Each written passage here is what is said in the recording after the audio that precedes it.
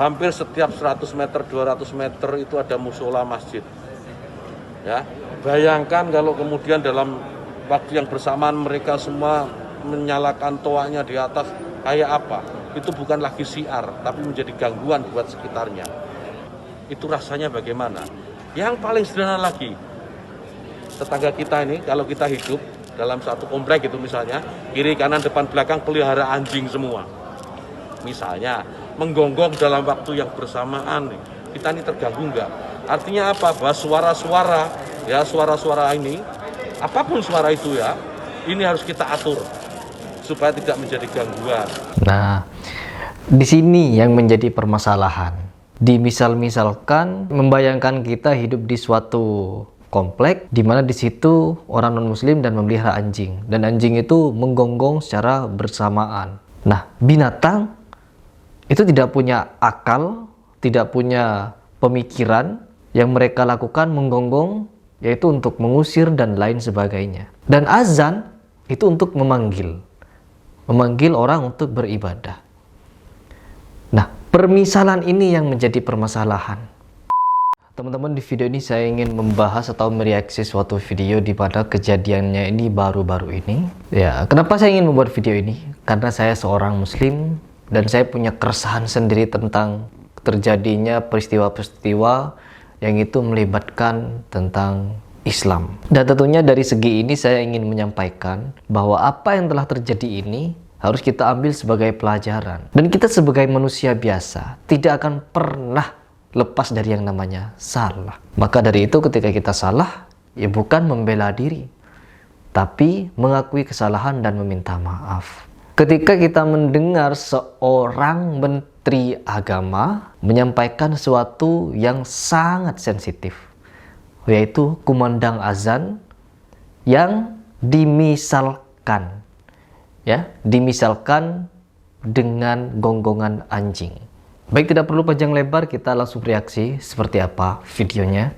Jadi kita bisa menanggapi setiap per kalimatnya. Oh iya, itu kemarin kita sudah terbitkan surat edaran pengaturan. Kita tidak melarang masjid, musola menggunakan toa, tidak.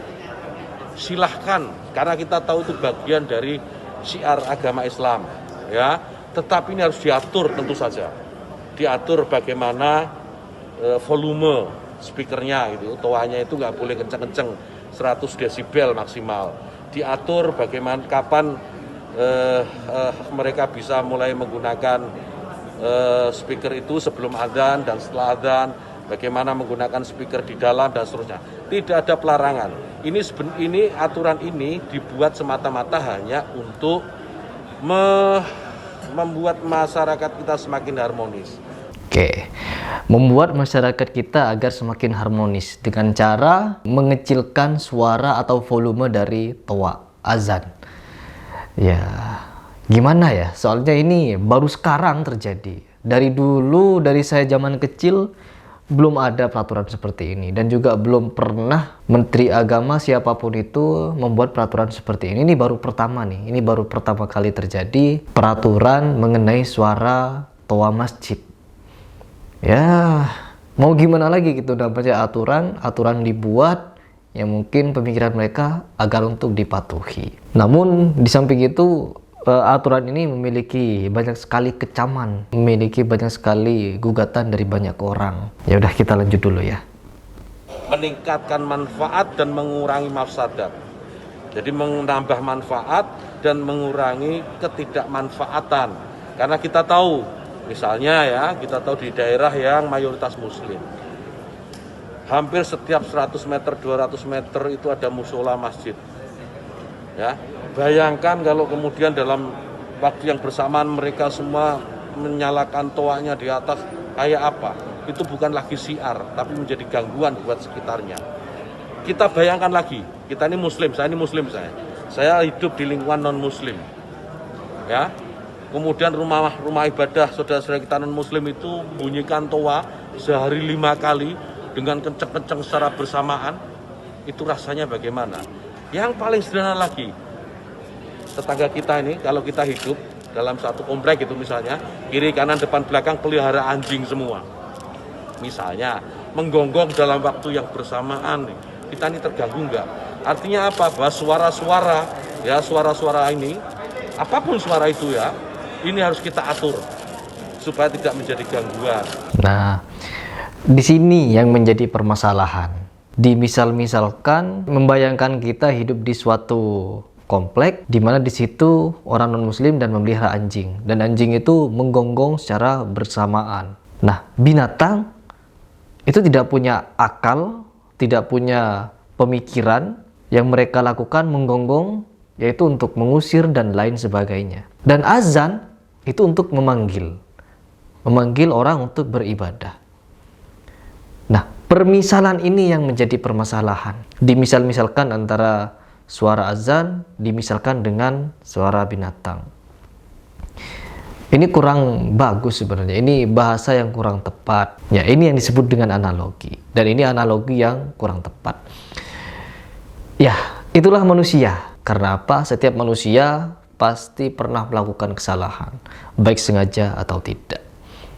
Nah, yang perlu kita lakukan apa? Apakah kita perlu marah-marah dan lain sebagainya? Enggak perlu sebenarnya. Yang perlu kita lakukan adalah menegur, ya. Karena orang tepat salah dan luput. Kemungkinan besar beliau tidak sengaja menganalogikan hal demikian sehingga menjadi hal yang menyakitkan ketika didengar oleh muslim yang ada di Indonesia. Nah, yang perlu kita lakukan adalah menegur, yang perlu kita lakukan adalah menyampaikan bahwa yang beliau katakan atau beliau ungkapkan itu kurang tepat dan kurang bijak. Kalau seperti ini mungkin hanya dengan menegur dan meminta beliau yang bersangkutan untuk beristighfar, yaitu bertaubatlah karena sudah kepleset dalam penyampaian yang kurang enak ini.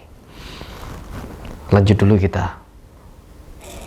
Ya, speaker di musola masjid monggo dipakai, silahkan dipakai, tetapi tolong diatur agar tidak ada yang merasa terganggu, agar niat menggunakan toa, menggunakan speaker sebagai sarana, sebagai wasilah untuk syiar, melakukan syiar tetap bisa dilaksanakan tanpa harus mengganggu mereka yang mungkin tidak sama dengan keyakinan kita, berbeda keyakinan, kita harus tetap hargai.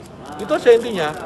Jadi saya kira dukungan juga banyak atas ini, karena di alam bawah sadar kita kan pasti mengakui itu. Kawan-kawan wartawan ini juga pasti merasakan itu, bagaimana kalau suara itu tidak diatur pasti mengganggu.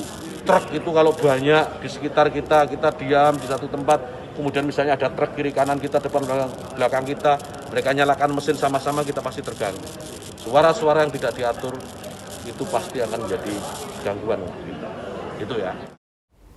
Oke. Ya intinya seperti itu ya teman-teman. Kalau kita ingin mengakui aturan ini secara langsung, ya mungkin banyak yang berat hati. Kenapa bisa berat hati? Karena seperti di kampung saya, mayoritas itu adalah muslim, ya. Sangat jarang ada orang non muslim di sana. Kecuali kita nyampe ke pasar, di mana di pasar-pasar itu ada toko-toko yang kebetulan pemiliknya orang Cina. Jadi itu bisa menjadi alasan. Itu kalau di pasar. Karena di pasar pun toa masjid itu sama sekali tidak mengganggu, karena lebih mengganggu mobil-mobil yang lalu lalang. Bahkan suara azan bisa kalah dengan suara ramainya mobilitas, ya. Jadi untuk mengecilkan volume sebenarnya ini kenapa harus ada aturan seperti ini gitu. Karena kalau kita ingin mendengar suara azan sedangkan kita di pasar, di mana pasar itu di pinggir jalan alternatif, ada truk, ada bus, kendaraan, di mana suara-suara kendaraan ini bisa mengalahkan suara toa. Ada suara azan, kadang suara kendaraan ini masih lebih berisik daripada suara azan. Sedangkan kita ingin menyaut atau mendengar suara azan. Jadi kalau suara toa itu dikecilin, maka otomatis bisa kalah dengan suara kendaraan di jalanan raya. Jadi gimana solusinya? Kenapa baru sekarang ada aturan seperti ini gitu? Dari dulu-dulu kemana? Nah, misalkan suara toa ini di dekat komplek di mana komplek itu banyak non-muslimnya. Bolehlah di komplek itu berikan aturan untuk menghormati orang-orang non-muslim di sekitar, yaitu untuk mengecilkan. Ya paling tidak kita bisa menyesuaikan lah dengan kondisi yang ada. Kalau kondisinya di pegunungan, terus suara toanya itu kalau kecil gak nyampe ke rumah-rumah yang ada di ujung kebun di mana-mana, ya kita harus mengencangkan atau membesarkan volumenya agar suara toanya itu bisa sampai ke tempat yang bisa dijangkau.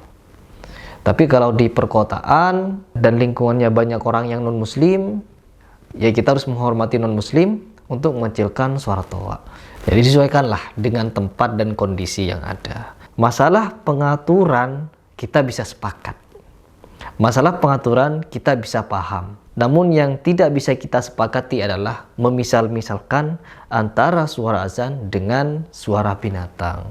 Benar memang di sana bukan untuk membandingkan antara azan dan binatang. Namun ketika kita mendengar hal ini, justru pendapat atau pemikiran orang lain akan berbeda-beda. Contohnya seperti sekarang sudah ada yang melaporkan, ada yang marah, murka, dan lain sebagainya. Itulah dampak dari sesuatu yang mungkin disebut kesalahan. Tugas kita apa? Saling menasehati dalam kebaikan dan ketakwaan. Jika ada saudara kita yang salah, jika ada saudara kita yang kepleset dari segi ucapan, baik itu sengaja atau tidak, kita menegur agar dia bertaubat, agar dia meminta maaf. Ya, seperti itu saja. Jadi semoga pemikiran saya bisa kalian terima. Kurang lebihnya jika ada salah saya minta maaf. Saya Heri Pras mengucapkan salam Pencaksilat dan salam toleransi.